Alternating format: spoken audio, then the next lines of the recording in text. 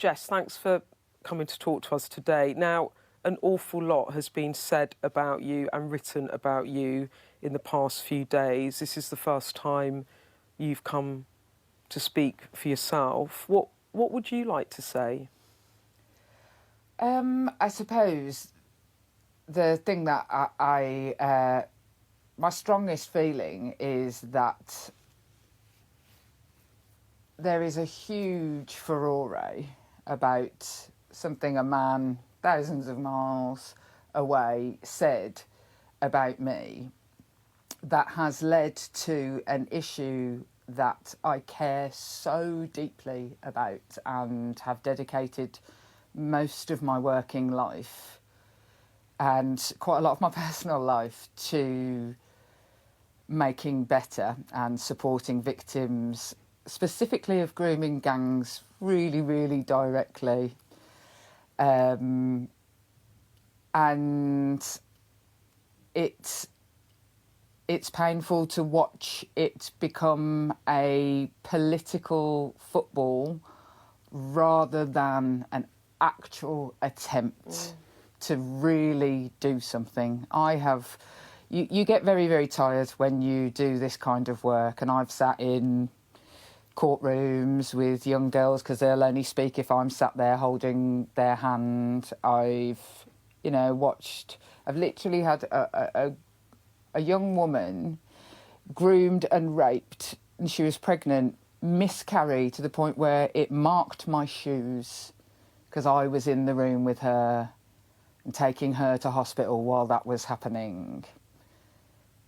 And none of their voices, no care was given about these women.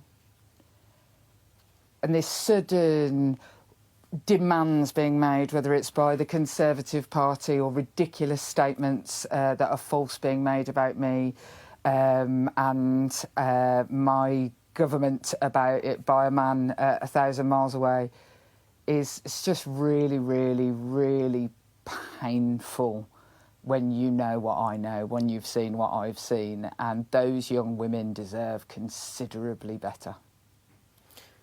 The man you're talking about is Elon Musk. I imagine you don't want to spend much time with me dwelling on him. No. He spends a lot of time, you're living rent-free in his head, it seems, at the moment. Yeah. But he called you a rape genocide apologist. You were talking about how it felt painful. Were you angry about that? I mean, at first I just thought it was ridiculous. It's a ridiculous statement. I don't even know what it means, but it's a ridiculous statement. It's completely and utterly untrue. And whilst, to use your words, that I'm living rent-free in his head, he obviously hasn't looked into the level of work that I have done on this over the years or currently. So it's not,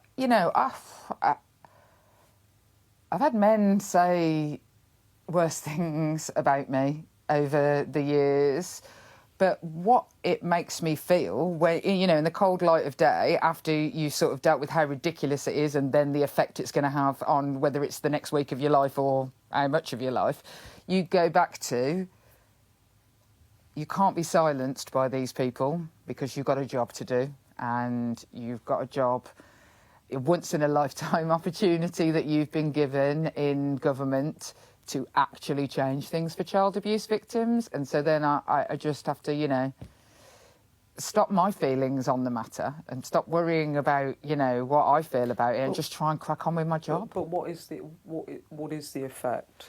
Oh, the effect is it's one of like being in a cloud and literally being able to see the wood for the trees, and the level of volume of communication that you get, both good and bad, it is suddenly huge. This is a man with a global platform. My sister-in-law texts me. She lives in my brother lives in France, And my sister-in-law texted me and said, I've just been reading about you in Le Monde. And so there is a level of ridiculousness of the bandwidth that this can make. So I have to think then, you never waste a crisis. That's what I was raised. I actually, funny enough, wrote a book about one of the whistleblowers in Rochdale, where the lesson is never waste a crisis, that I'm trying to teach other people. And I won't waste this one, and I will make it so that we get change in our country. I'm going to come on to that, but just before I do, the effect was that you've had threats made against you. Oh, yeah. You've been subject to abuse for many, many years. We've talked about it before, that you're one of the top 10 MPs in terms of needing protection.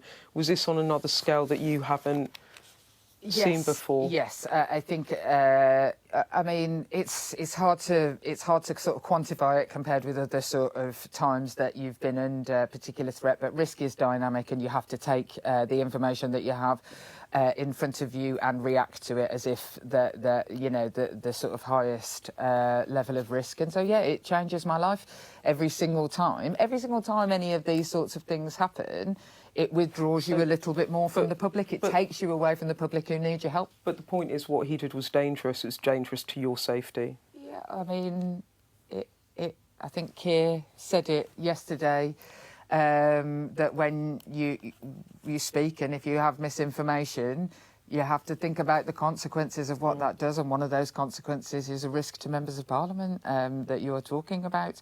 And that, as Keir said as well, I'm all here for robust debate. In fact, Beth, I actually I'm not that keen on people being overly nice to me. I like a bit of a brawl.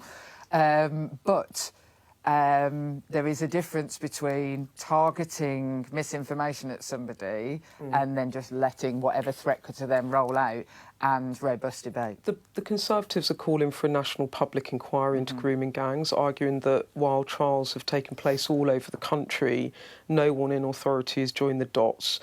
Badenoch saying 2025 must be the year that victims start to get justice. What's your response to that? My response is that it's amazing that Kemi Badenoch could say 2025 should be the year that victims get the response after 14 years of government. I'm not entirely sure.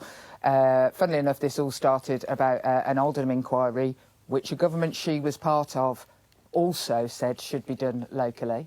And the fact that Kemi Badenoch is reacting to something that Elon Musk has said, I am reacting to things that victims say to me. And I watched what happened in the Telford inquiry because I was there. I helped and supported the victims throughout that inquiry. And it is the best thing I have ever seen to actually inform change of how things happen now, that stops children being abused now. So the Tories are... It's amazing they were only out of government 6 months ago, and now they're claiming that... I've never seen Kemi Badenoch, Chris Philp, Robert Jenrick in any of the meetings that I've been in over the years trying to advance policy on this. Never once. But do you think there should be a public inquiry in the sense that, yes, the J review looked at child exploitation... It did for 2 years. For 2 years, but specifically on grooming gangs, whether or not this is an area that needs its own inquiry? Look, that's the argument. How do you... Their argument, what does that inquiry even look like? I am in no way against the full truth of everything that has ever happened, and also accountability for people who covered things up, which is one of the reasons that we are pushing on mandatory reporting, so that people can be sent to prison if they try and cover this stuff up. And... I am in no way against whatever will make that happen. But where is the evidence that this flag waving, that these Johnny-come-latelys, because Elon Musk said something, where is the evidence when we had a national inquiry and still 2 years of their government, nothing changed? So after Sarah Everard died, the only thing the government announced at that time, when there's this big furore about women's safety, was that they would do the Angelini inquiry, which is still ongoing. Not a single thing has changed for women on the ground. I am interested in changing things. You're really angry. I am really, really, really angry. I am really, really angry because some of the people who are now claiming to be the virtuous flag bearers of these victims, well, I'm going to listen to the victims and I won't rule out anything. We are making a specific, and this was always the plan. You know, the only thing I would say that this furore has done is elevate the announcement. There was always the plan that we would have a group of victims that would sit within the Home Office as decision makers on the child sex abuse inquiry and how to make it happen.